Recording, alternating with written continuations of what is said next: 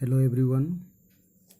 आज का जो फिर से एक नया टॉपिक दिया जा रहा है Kanhaiya mathematics classes Jamui by Atul sir. मेरा चैप्टर है त्रिकोणमितीय अनुपात। मेरा चैप्टर का नाम है, पहला वीडियो हम डाल चुके हैं, ये वीडियो मेरा दूसरा है बीएसबी बिहार बोर्ड के लिए। चैप्टर का नाम हो गया क्या? त्रिकोणमितीय अनुपात, ट्रिगोनोमेट्रिकल रेशियो जिसको इंग्लिश में। आज मेरा जो ये टॉपिक है बिहार बोर्ड के लिए, बिहार बोर्ड के लिए इसलिए क्योंकि सीबीएसई को बता चुके हैं कि परपेंडिकुलर और बेस हाइपोटेनियस। आज हम बिहार बोर्ड के लिए बताएंगे। जैसे कि हम लोग तो जानते हैं कि त्रिकोणमितीय अनुपात में सबसे पहले इस चैप्टर में हमको कौन सा त्रिभुज का प्रयोग करते हैं? हम प्रयोग करते हैं समकोण त्रिभुज का। कौन सा त्रिभुज का प्रयोग करते हैं हम? समकोण त्रिभुज में। ये इसमें इस चैप्टर में फिक्स है कि हमको कौन सा त्रिभुज लेके चलना है, समकोण त्रिभुज। समकोण त्रिभुज का जिसका एक कोण का मान कितना होता है? 90 डिग्री। तो ये मेरा हो गया 90 डिग्री, ठीक है ना। तो आज हम इसका कुछ जानेंगे कि सम्मुख भुजा किसको कहते हैं और संलग्न भुजा किसको कहते हैं। इसके बारे में थोड़ा सा आज केवल जानेंगे। जैसे हम पहले बताए हैं क्या कि सम्मुख भुजा किसे कहते हैं, सम्मुख भुजा होता क्या है। तो जैसे हम पहले लिखे क्या, कोण सी। तो कोण सी मतलब क्या? ये कोण सी कहलाएगा, ये कोण ए कहलाएगा और ये कोण बी कहलाएगा। तो क्या लिखे? कोण सी के सामने की भुजा ए बी। कोण सी के सामने की भुजा ए बी। सामने की भुजा मेरा कौन सा हो गया है? ये ए बी हो गया। कोण सी के सामने की भुजा ए बी है, जिसे कोण सी की सम्मुख भुजा कहते हैं। जिसे कोण सी की क्या कहते हैं? सम्मुख। जो जिस कोण के सामने वाला भुजा, इस कोण के सामने वाला भुजा मेरा कौन सा हो गया? A B. तो इस कोण के लिए ए बी मेरा क्या कहलाएगा? सम्मुख भुजा कहलाएगा। तो सबसे पहले हम यहाँ तक जान गए। अब आ जाइए संलग्न भुजा। अब एक चीज और, हम तो ये जानते हैं ना कि 90 डिग्री के जो सामने वाला भुजा होता है, तो सामने वाला 90 डिग्री के सामने वाला भुजा मेरा कौन सा है? एसी। तो ये एसी क्या कहलाता है? मेरा कर्ण कहलाता है, ठीक है ना। एसी क्या कहलाता है? मेरा कर्ण कहलाता है। अब आ जाइए संलग्न भुजा। तो कहता है कि एसी के अलावा, अब तो हम तो जान गए कि ये तो मेरा सम्मुख भुजा हो गया और एसी के अलावा मतलब ये तो कर्ण हो गया मेरा। तो कहता है क्या कि AC के अलावा भुजा BC, मतलब AC के अलावा भुजा BC। BC कोण C का एक बाहु है। कोण C का एक बाहु है, मतलब कोण C का बाहु मतलब इसे हम कोण C की संलग्न भुजा कहते हैं। इसे हम कोण C की कौन सी भुजा कहते हैं? संलग्न भुजा कहते हैं, ठीक है ना। तो आज हम जान रहे हैं कि सम्मुख भुजा किसे कहते हैं और संलग्न भुजा कहते हैं। ये कोण के अनुसार, जैसे कि ये इस कोण के बारे में बोला, तो इस कोण के सामने वाला जो भुजा होगा सम्मुख भुजा कहलाएगा, और जो सटा हुआ मतलब अटैच हो जाएगा वो संलग्न भुजा कहला जाएगा, ठीक है ना। तो सम्मुख भुजा किसे कहते हैं ये जान गए, संलग्न भुजा किसे। और हमको तो ये पता है कि जैसे अब एंगल ए के लिए बोलता है, कोण ए का सम्मुख भुजा कौन होता है? जो मेरा सामने होगा। तो ए के लिए सम्मुख भुजा मेरा हो जाता है BC, और ए कोण के लिए संलग्न भुजा मेरा क्या हो जाता है? AB। तो आपको यहाँ क्या कि सम्मुख भुजा पहचानना है और संलग्न भुजा पहचानना है। किसके अनुसार से? तो कोण के अनुसार से। जैसे कोण C के लिए बोला, तो कोण C के मुख के सामने, तो ये मुंह हो गया कोण C का, तो इसके सामने वाला सम्मुख कहलाएगा और जो नीचे वाला वो संलग्न कहलाएगा। ए के लिए तो ये जो सम्मुख है वो कहलाएगा। यहाँ तक ये संलग्न और सम्मुख। अब एक चीज और है कि सम्मुख को हम संकेत में P से डिनोट करते हैं। सम्मुख भुजा को क्या करते हैं हम? P से, जिसका होता है परपेंडिकुलर, उसको हम हिंदी में क्या कहते हैं? लंब। संलग्न भुजा को हम आधार, जिसको इंग्लिश में क्या कहते हैं? बेस, ठीक है ना। अब आ जाइए कर्ण के बारे में। तो कर्ण क्या कहता है कि समकोण की सम्मुख भुजा। तो इस फिगर में मेरा समकोण ही है ना, तो समकोण की सम्मुख भुजा, समकोण की सम्मुख भुजा AC। सम्मुख भुजा मेरा कौन सा हो गया? AC। समकोण त्रिभुज ABC, समकोण त्रिभुज ABC का कर्ण है। तो आज हम तीन चीज जान गए कि सम्मुख भुजा क्या होता है, संलग्न क्या होता है और कर्ण क्या होता है। जैसे हम यहाँ लिख दिए कि मुख भुजा को संकेतिक में पी का मतलब परपेंडिकुलर, हिंदी क्या होता है लंब।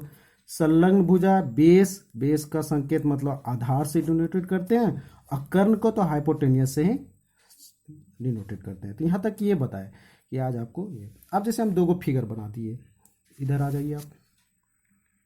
जैसे कि पहला वाला फिगर में हम एक समकोण त्रिभुज लेके चले ABC, तो हम तो ये तो जानते हैं ना कि 90 डिग्री के सामने वाला जो भुजा होगा वो तो कर्ण मेरा फिक्स, जो कि सीढ़ीनुमा आकार है। जो मेरा सीढ़ीनुमा आकार है वो मेरा क्या कहलाएगा, कर्ण कहलाएगा। हम बोले कोण सी की सम्मुख भुजा कौन सा होगा, AB। इस सी के सामने वाला जो भुजा होता है वही सम्मुख कहलाता है ना।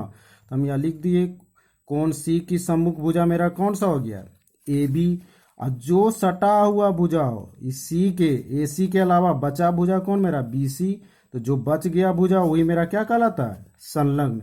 कोण सी की संलग्न भुजा मेरा कौन सा हो गया, BC। तो इस एंगल के लिए सम्मुख मेरा ये और संलग्न मेरा ये। तो हम तो जानते हैं कि सम्मुख भुजा को क्या चीज से, परपेंडिकुलर P से, और संलग्न को क्या चीज से, B से।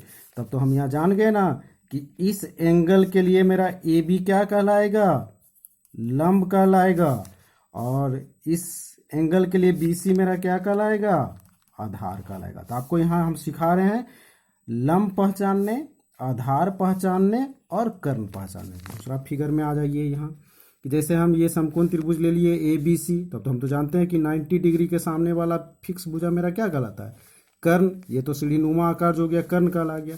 पहले हम एंगल C के लिए यहाँ लिए थे, तो C के जो, अब हम ले रहे हैं क्या, एंगल A के लिए, कोण A के लिए ले रहे हैं। तो हम सम्मुख भुजा पहले पहचानेंगे कि कोण A की सम्मुख भुजा मेरा कौन सा हो जाएगा, कोण A की जो है सम्मुख भुजा मेरा क्या हो जाएगा, BC हो जाएगा ना। कोण A की सम्मुख भुजा BC, तो सम्मुख भुजा को क्या चीज से डिनोटेड करते हैं, परपेंडिकुलर मतलब P से।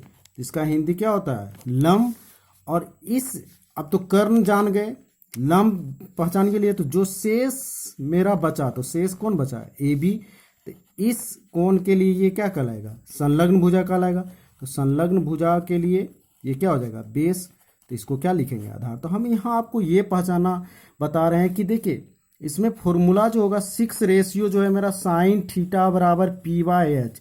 तो थीटा किस एंगल के लिए बोर्ड है, उस एंगल के अनुसार परपेंडिकुलर देखना है, और हाइपोटेनियस तो मेरा फिक्स है। केवल परपेंडिकुलर चेंज क्या होता है मेरा, परपेंडिकुलर और बेस वो किस आधार से चेंज होता है, केवल कोण के अनुसार से। तो उसी को हम पहचानने के लिए तरीका बताए। जैसे अब आ जाइए कि यहाँ तक तो आप क्लियर हो गए कि बेस, परपेंडिकुलर, लंब, आधार और कर्ण कैसे पहचाना है। कर्ण पहचानने के बाद हमको लंब और आधार। यहाँ आ जाइए सूत्र, जैसे 6 गो सूत्र है। जैसे पहला सूत्र मेरा क्या होता है कि साइन थीटा बराबर लंब बटा कर्ण, जिसको शॉर्ट फॉर्म में लिखते हैं P/H, परपेंडिकुलर बाय H।